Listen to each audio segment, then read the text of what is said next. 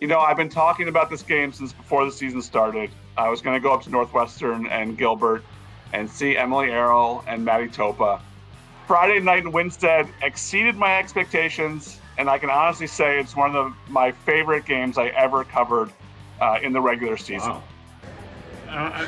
Could you be happier than this? No, I'm so excited. I'm so excited. I can't.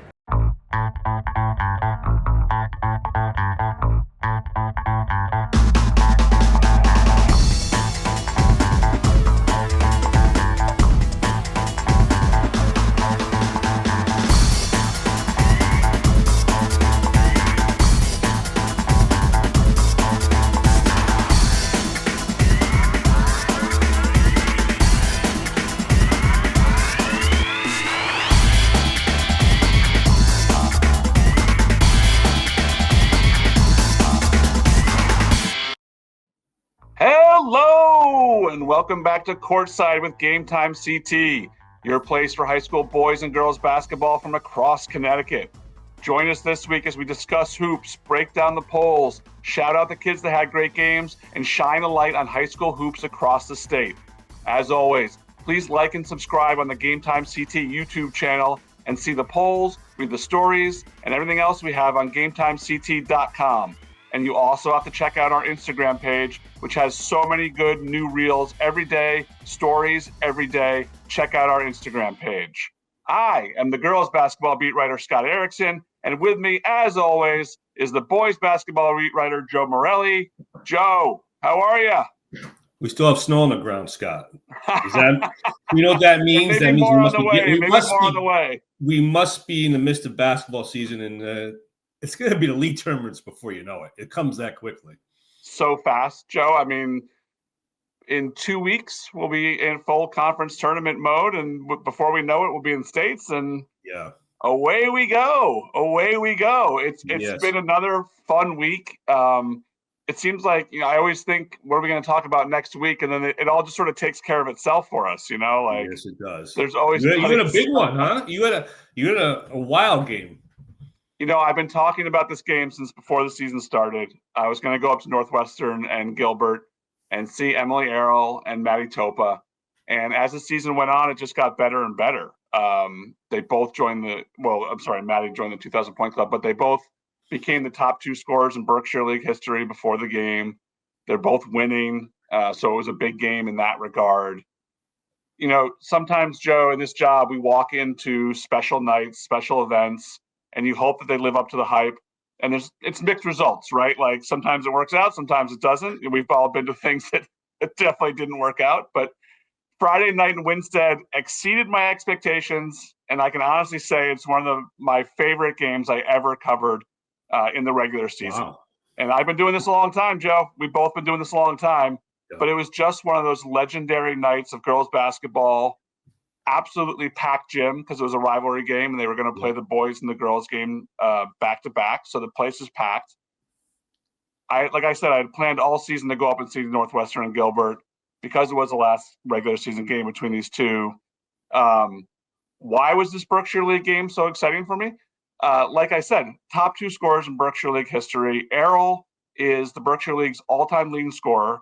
And after this game is seventh all-time on the state scoring list with 2,248 points as of Monday. Topa is second on the Berkshire League's all-time leading scorer list, and she scored her 2,000th point in the first quarter of this game, which was awesome. I got to see someone score their 2,000th career point.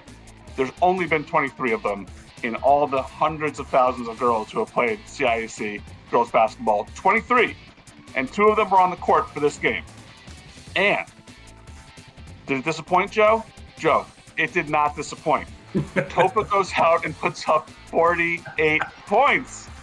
Yeah. Arel comes and puts up 43 points. I mean, I've never been a part of a game like that.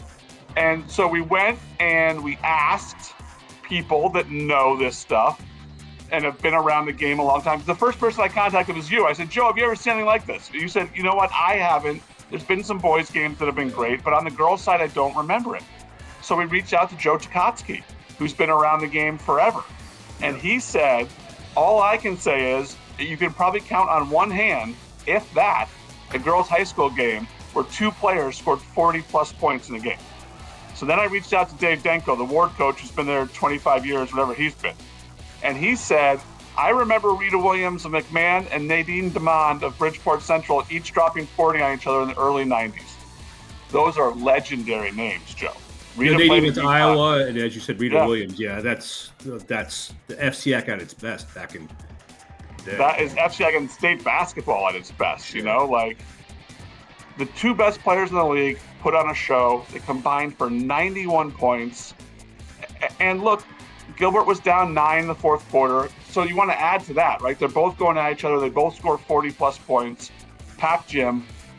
Gilbert's down 9, rally to force overtime, and then the Yellow Jackets pull away and beat Northwestern, who has been the powerhouse in that division for a long time. And this was not a tournament game. No trophies were handed out in this game. But as they came down the stretch, Topa and Arel are just going back and forth at each other, scoring, getting to the hoop, making threes, getting to the foul line. Just epic stuff. Regular season game, again, no trophies were handed out, but Emily Arel was absolutely ecstatic after the game. She is one of my favorite people to interview. She is just a spark plug. And let's hear from her and see what she had to say after the game. We beat them twice. We beat them once my freshman year in the Berkshire League tournament, once last year, the first time we played them, but like, this is the biggest game to beat them. I mean, oh my God, I'm on top of the world right now. I can't even talk. I mean, we knew we had to lock down Topa. She was getting a lot of points in the paint, driving to the hoop, so we just knew we had to pack it in on her, and we did, and that's when it started going our way. Addie had a bunch of great layups underneath. I know Andrea Bucalon and Maddie Topa fouled out, but we had our girls on the bench. They were ready to come in. They played great D, and it was just a great team win. Could you be happier than this? No, I'm so excited. I'm so excited. I can't. Yeah, I mean, it felt amazing. I mean, the atmosphere is great. I've been working very hard for this, so it just felt great to finally do it. I was definitely a little stressed out before the game, you know, I mean, it's a lot of pressure coming in, you know, it's a big game, a lot of people here, so, you know, I was more focused on getting the win, but unfortunately it didn't happen, but, you know, after I hit that, you know, I was more relaxed. You also heard from Maddie Topa there, who, like I said, scored her 2,000th point in this game. That should not be overlooked. Both of these girls are 2,000-point scorers, and both are going to keep moving up that list. Arel's not going to come close to number 1, Tracy List, like we said before. But this was, like I said, Joe, just an incredible night and the perfect way for me to head into postseason basketball. I mean, I know I was excited when I called you on Friday night. Yeah. Well, speaking of postseason, not seeing the standings, can they 2 face off each other at some point during the Berkshire League tournament? They will most likely meet in the Berkshire League tournament. They're going to be the top 2 seeds. Oh, they are. Gilbert, okay. the number 1 seed. Gilbert has not won the Berkshire since 1987. And when I went up to Gilbert earlier this year, Emily Arel was pointing at that banner. And she's like, that's the banner that I look at every practice. It says 1987, last time Gilbert won the Berkshire. So they want it. They're going to go at each other one more time. They're in different state classes, so they will not play in the state tournament. Northwestern's in M and Gilbert is in S. So not going to play against each other. But really, Joe, I can't say enough about this game and just how thrilled I am. And it's something that I'll never forget. And I'm sure the people in that gym will never, ever, ever forget. And, you know, the thing is, we don't give a lot of love. Berkshire League doesn't come up because, you know, they're small school. They don't get ranked in the polls. And same on the boys' side. But it's a nice story. And again, I've always said, if you can play anywhere. I mean, you score 40 points, then my guess is they could score a good chunk of change points in other leagues. They just, you know, I mean, I don't know where they're going, but I would think so. Go ahead. What were you saying, Joe? Well, I would think that they can play in other leagues. I mean, it's not like they're good players. I mean, you score 2,000 points, you can play. Doesn't matter what league you're in. Those 2 can play in any league. Yeah. In any league in the state right now. It's funny because Arel's 5'4". I mean, you walked in the gym and you saw her. You would not say, if you said pick out the 2,000-point scorer, you'd see Topa. She's 5'10". She's, you know, she looks like a basketball player. Emily does not. But I think I said she's just all over the place. She's diving on the floor. She's great handling the ball. She can shoot deep threes. Yeah. She's always talking to the refs, talking to her teammates, like just a live wire. That kid is just a live wire. And it was an entertaining game. I'm sure the crowd, I mean, again, it's a full house, it's a full packed house. You got overtime. This is I mean, you can't really script something like this because there's so many elements that you wouldn't believe it if you try to sell a script like that. That's what it was, and that's exactly right, Joe. Like if I tried to make it up, people would be like, "This is ridiculous and cliche. You can't write this. It's not real." Right. But it was real, and it all happened. And like the fact that it was a good game on top of everything else, and the fact that they both scored over 40. I mean, I will probably never see a girls' game like that again. Never say never. Never say never. Like who heck knows, of course. But I mean, think about how long we've both been doing this and never seen something like that. So yeah, you never know. Maybe I'll get blown away in the state tournament and 2 kids will put up 50. Who knows? All right, I'm going to get into the girls' poll here, and then I know we got a lot to talk about with the boys' poll, but I just want to get through the girls' poll real quick before we do that. Sheehan lost twice this week. Stanford lost twice this week. They both got bumped out of the poll. Greenwich also lost, and they got knocked down. So without further ado, let's get into the top 10 for the girls. At number 10, the voters heard my call, and the Whippets are in the top 10. I love it. At number 9, Ridgefield. They jump into the top 10. They beat Greenwich at the buzzer. Their only FCIAC loss all year is to Ward. Number 8, East Catholic. 12 wins in a row now for the Eagles, who are just rolling. Number 7, Ward. The Mustangs get their shot at Greenwich next Monday. Number 6, Greenwich. Hey, Cardinals, regular season losses are sometimes just what you need. Number 5, Southington. The Blue Knights are a legit Class XL contender. At number 4, Conard. They're sitting at number 5 in Class XL, number 4 in our rankings. They want that top 4 seed in order to avoid a road quarterfinal game, which could be very tough in Class XL. At number 3, Sacred Heart Academy. We are expecting deep runs in the SEC and the States from the Sharks. At number 2, Holy Cross. The Crusaders sit atop the Class XL standings. At number 1, as always, Northwest Catholic. The Lions have now wrapped up the number 1 seed in Class L as they head into the CCC and the Class L tournament. Look, I had my rant about Wyndham last week. Not sure if it landed, but with a few teams losing ahead of them, the Whippets are now ranked. It's good for them. Now they have to go out and prove it and get a deep state title run, right? They don't have to win the state title, but they got to make a run now. If you want to be 10 and you want to chirp, you got to go make the run there. Like I said, Sheehan and Stanford both lost. Stanford's missing their junior guard, Jalen Presley. She may be gone for the season. It's really hurt them. All 3 of their losses have come since she went down. And a shout out to Mercy. Finally beat a top 10 team, handing Sheehan a 46-31 loss. Sheehan also lost to Hamden, so they fell out. And like I've said before, the top of the SEC is so strong with Sacred Heart, Sheehan, Mercy. They're all state title contenders, as are Hamden, Amity, and Foreign. Amity is an L, Foreign's in double L, and double M. They're all capable of making runs. Now that I have talked way too much, we're going to get to Joe. Joe, there was a shakeup in the boys' poll this week. What's going on? Yeah, Scott. I mean, it was interesting. You know, St. Bernard had been number 1 for 2 weeks after having beat Notre Dame Prep in the Ballyhooed 1-2 matchup a couple weeks ago at Sacred Heart. And they held it for 2 weeks, but they lost to New London 69-55 at New London. It ended a 37-game winning streak for St. Bernard in the ECC. And Deshaun Phillips of New London was pretty excited after the game. Every time we played them, we always came in that approach, it's time to beat them. But we always just talked. We never walked the walk. But today we walked the walk and we showed what team we are. It's just a big step forward. We're going to keep pushing through. This is just one game. We focused on March and all the tournaments and the championships. We're not focused on this one. Again, that was Deshaun Phillips from the London Senior Guard. You know, he was on our 5 players we missed from our players to watch list from the preseason. And then, you know, that's a great rivalry. And I had seen those 2 teams earlier in the year. And it was at Mohegan, where both teams want to be playing next month. And St. Bernard won by 15. They pulled away. St. Bernard got close. They got within 1, but they're never able to get tie or go ahead. And New London was able to win. And, you know, New London was preseason number 8. They lost 3 in a row in December, but they have not lost since. They're healthy. They're competitive. They're in Division II. They lost a first-round game in Division II last year. I'm sure they're motivated by that. And the question is, a couple questions, Scott. How far did St. Bernard drop? Right. And did New London make the top 10? And we're going to find out in just a minute, because at number 10 is none other than New London High School. New London, again, this is the first time they've been in the poll since December. They're in at number 10, and the only new team in the top 10 this week. At number 9, Bloomfield, 15-1. Again, their only loss, the Warhawks, is to Windsor, and they have not lost in the calendar year of 2025.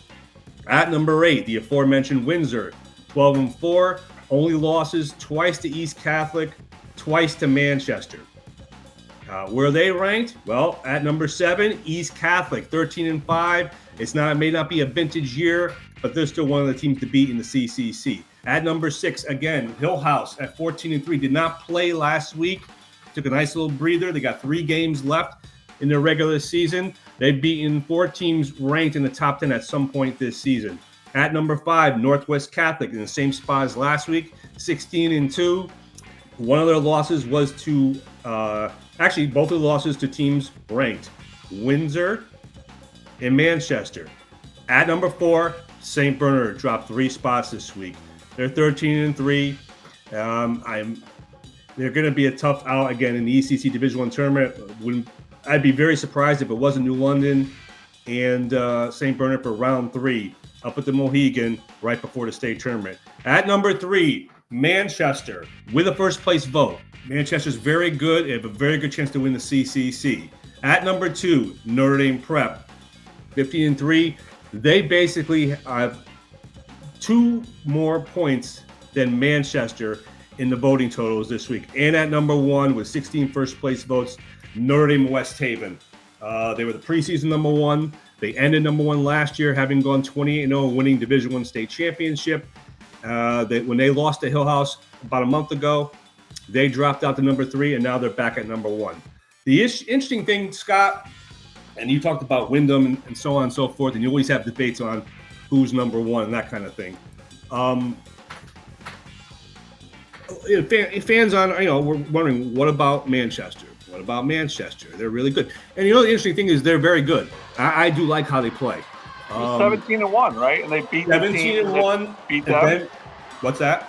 And they beat the team that beat them, right? East Catholic, yeah. And yeah. So the interesting thing, and at East Catholic, Eagles Nest. So it's a very good argument. Again, Manchester was not ranked. They had a great start to the year. They probably should have been in preseason top 10, but they kind of sounded the alarm when you beat Northwest Catholic by whatever it was, 28 points. Right. They scored over 100 against St. Joe's. They scored over 100 against Middletown. So, and the sirens were going off. But yeah, the sirens were going off. Yeah, and in the next poll, they were ranked I don't know if they were 5th or 6th. I don't know off the top of my head. Could they be number 1? You can make an argument for them to be number 1. If they go on to win the CCC tournament and they win the state tournament, that's a very good argument. Are voters holding against them? I voted Notre Dame West Haven. I think that they're the best team, and they have the best player in Abdul Toure. I also voted Notre Dame West Haven. Yes, and the thing is, just so people understand, I think there's a misconception out there that we pick the 10 or the 15 or whatever, however many, all those receiving. It's voted on by a group of sports writers around the state, right? And people on the media, I should say, not just sports writers. And there's 17 of us, you and me included. And the fact that they're number 3, I think speaks. I've said the CCC is the best conference, so I'm making an argument for Manchester, but I think Notre Dame is still the best team. Now, to answer your question, you have the opportunity in boys basketball to move up to number 1. Move up to Division 1. Yeah. Every year. There was only one team that did that, and that was Staples. And they're ironically the team that dropped out this week. We can get to that later, but holding against them I don't know about that. I just think is it going to be hard? We keep having this problem with Division 2, right? I mean, like where there's a really good team in Division 2 that should be playing in Division 1. But I don't fault the team for not wanting to go, but it does make it hard. Now, I think Bristol Central with Donovan Clingan was the perfect storm. They were ranked number 1 all year. They were in Division II. There was debate about whether they should be in Division I, but they ended up beating Division I state champion, the eventual in East Catholic. They went undefeated. They won 40-something straight games. And they had been number 1 in the last poll of the COVID year, which was 2021. So I'll put it this way. I think. But they should have moved up. What's that? They should have moved up. They knew that they had Donovan Clingan. They knew how good they were going to be. Oh, you're talking about Bristol Central? Yeah. Well, take your shot. Take your shot. I'm just not in the liberty of telling people how to do things. It's No. not in my nature. But if you want to be number 1, you want to play against the best, then you make that decision. I don't think Manchester goes in the season we want to be number 1. I think this is a byproduct of the success they're having. And understood. I understand. But can they win the CCC and can they win Division II? Yeah. Would they be really good in Division I? Yes. But that's what makes this very subjective and very entertaining. I don't know. I mean, I'm sure, again, if you got one person voting them, if Notre Dame were to lose to Hill House again in the SEC tournament. Yeah. Or if Notre Dame doesn't win or a surprise team wins Division I and Manchester wins Division II. It's what happens. What about St. Bernard? Now they don't lose again. They win the ECC. They win. Are they going to jump Manchester in the poll? It's possible. It is certainly possible. Whether it's right or not, I don't know. But it's something to think about. I will say that, and I hear you, Manchester. It's a good debate. It's a good debate. It is a good debate, but listen, Division I is stacked. And Division II is very good also, but Division I is really good. And you've gotta win 4 games to win that title, and you earn it. So but they're not unbeaten. They have 1 loss, and we had 3 unbeatens going into last week, and we lost one of those. Aerospace fell to Innovation 54-41. Innovation is the defending champion in the crawl. And I imagine those 2 teams will be facing each other again in the final. So Innovation's having a great season too. Yeah, they're the Division IV champion last year. They're in Division II this year, and they're among the top seeds already. So it'd be very interesting to see how they do in Division II, which is, like I said, is very good.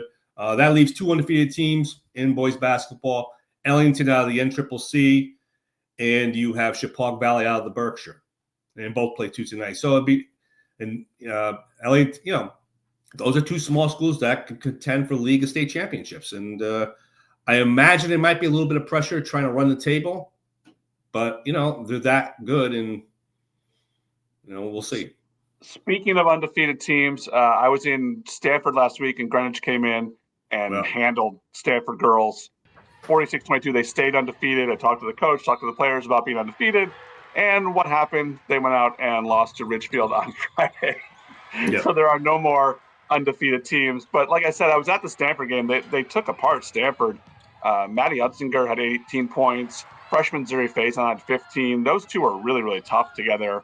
Utzinger handles the ball. She's really strong going to the basket, very poised. Faison, let me tell you something, Joe. This girl is the real deal as a freshman. She is very, very good. The question now, of course, is will she stay at Greenwich? Will she go to a prep school? Will she reclass? I mean, if this kid stays at Greenwich, she has a chance to not just be the best player in the FCIAC, but the best player in the state in the next coming 3 years. She's really, really that good. She's 5'11" center, very athletic, can score around the hoop in a variety of ways. She's definitely someone to keep an eye on.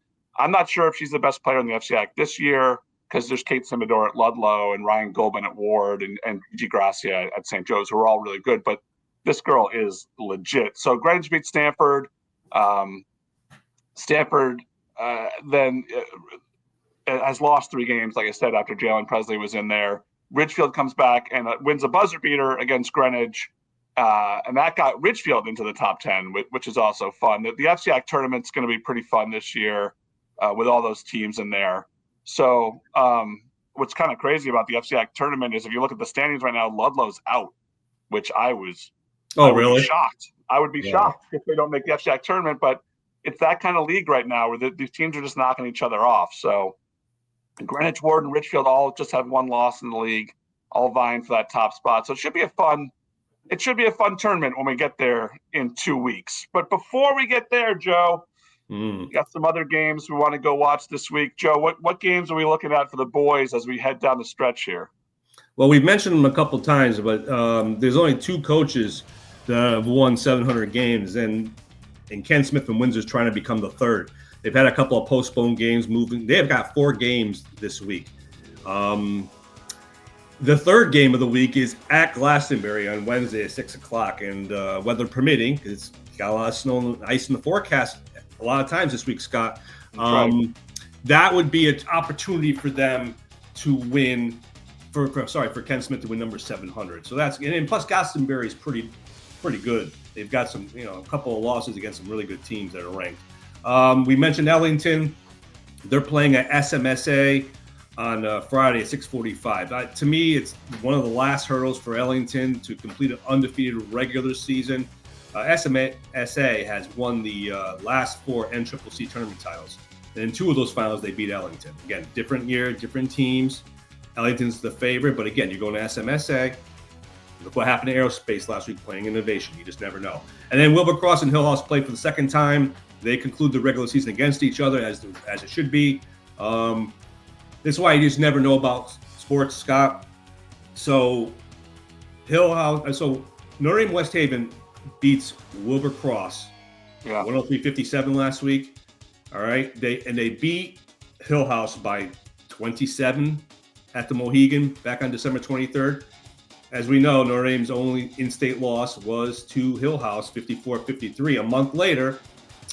And Hillhouse beat Wilbercross 65-63. So again, rivalry games, you just never know what could happen in boys and girls basketball. These things happen. So that should be entertaining. And then obviously it's for seeding for Hillhouse, who is still in play as of going into this week for the 1 seed. So what we got in girls basketball for games to watch, Scott? Speaking of innovation, the Innovation girls have just 2 losses, and they lost to New Britain, who's a double L school, and they lost to Plainville. So they have not lost in the CRAL. They are vying for the top 4 seed in Class S. They also have wins against Gilbert and Hall outside the CRAL. And they've been dominating in the league. So a trip to Cromwell. They're going to Cromwell on Thursday at 7 p.m. for another shot at a team outside their conference to kind of let everyone in the state know that they're for real. Coming up also Friday, 6 p.m., Amity at Hamden. Amity won the first meeting here, 51-48, and the Spartans have just 3 losses on the season and have won 9 straight behind Nina Nardecchia, who's just been stellar all season and been one of the state's best scorers. Hamden's been playing better in the second half of the season and is coming off a big win over ranked Sheehan last week. Friday also, 6:45 p.m., East Catholic at Glastonbury. East Catholic is ranked, but faces a really stiff test here in Glastonbury, which has 4 losses, 2 of which came against Windsor. East Catholic's only 2 losses are to Northwest Catholic and Wyndham. Madison Hanrahan of Glastonbury has been filling up the basket. She's become one of the CCC's top scorers. We'll see here how East Catholic does against Double L Glastonbury. And finally, next Monday, I mentioned it earlier, Greenwich is at Ward. The 2 teams in the FCIAC standings who are tied with Ridgefield atop the standings, each only with 1 loss. So this one is really good. Ryan Goldman and Maddie Unsinger will match up. Zuri Faison will match up with Peyton McIntosh at center. It should be a really, really fun one there. So those are games to go see this week. Again, we got a lot of stuff to talk about, but that's it for another fantastic show. Like I said before, please like and subscribe us on GametimeCT on YouTube. Follow us on Instagram. And of course, go to GametimeCT.com for all the polls, all the top performers, all our great feature stories, all the great photos are on there, not just for basketball, but for all of our winter sports. So for Joe and for producer Danny behind the scenes, I'm Scott. We'll see you next time on Courtside with GametimeCT.